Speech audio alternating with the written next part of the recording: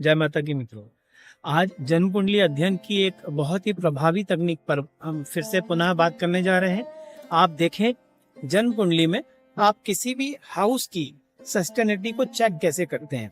आप किसी भी कार्य को यदि आप करते हैं, सपोज कि आप एक व्यापारी हैं, तो व्यापारी हैं, व्यापार के लिए आप 7th हाउस को काउंट करते हैं, लेकिन आप व्यापार में कितना आगे बढ़ पाएंगे ये आपका 2nd हाउस कहलाता है। तो 2nd हाउस आप देखें, 7 से 2nd कौन सा होगा? 8th हाउस होगा।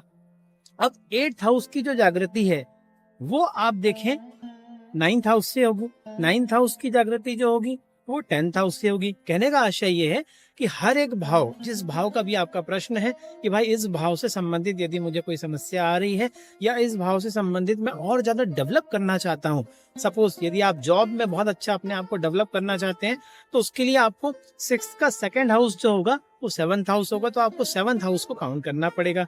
यदि आप अपने सेल्फ डिसीजन से संबंधित कुछ बात करना चाहते हैं कि हाँ मैं अपने सेल्फ के लिए कुछ काम कर रहा हूँ, तो उसके लिए 2nd हाउस कौन सा होगा? आपका 1st से 2nd हाउस जो होगा वो आपकी सस्टेनेबिलिटी कहलाएगा। तो आप उस भाव को चेक करें, क्या वहां पर कोई पापी ग्रह बैठे हुए हैं, या वहां पर कोई क्रूर ग्रह बैठे हुए हैं, या वहां पर कोई डेबिलिटेटेड प्लैनेट बैठा हुआ है। यदि इस तरह की कोई स्थिति है तो उसका आप निवारण करें। सबसे पहले तो आप ये देखें कि आप सस्टेनेबिलिटी को मेंटेन कैसे करेंगे। जी हाँ, आप यदि अपने किसी भी भाव की सस्टेनेबिलिटी को मेंटेन कर पाए तो निश्चित रूप से आपको उस कार्य में उन्नति बहुत अच्छी मिलेगी। आपका वो कार्य फलता फूलता हुआ आगे बढ़ेगा। आप देखें, यदि हम एग्जाम्पल के तौर पर लेते हैं कि यदि आपको व्यापार में कोई समस्या आ रही है या व्यापार आपको और ज्यादा अच्छे से बढ़ाना है, तो आपको 8th हाउस पे काम करना पड़ेगा। अब 8th हाउस पे काम इसलिए करना पड़ेगा क्योंकि वो 7 से 2nd हाउस हुआ। तो आप 2nd हाउस, 7 से जो 2nd हाउस है, जो 8th हाउस हुआ, आप उसको चेक करें कि वहां पर कोई पापी ग्रह बैठा हुआ है या वहां पर कोई क्रूर ग्रह बैठा हुआ है। वहां पर आपका 12th हाउस का कोई लॉर्ड तो नहीं है या 6th हाउस का कोई लॉर्ड तो नहीं है। यदि यहाँ पर ये ग्रह बैठे हुए हैं, इनकी दिशाओं में निश्चित रूप से 100% आपको उस ग्रह के आर्टिकल्स वहां पर मिलेंगे।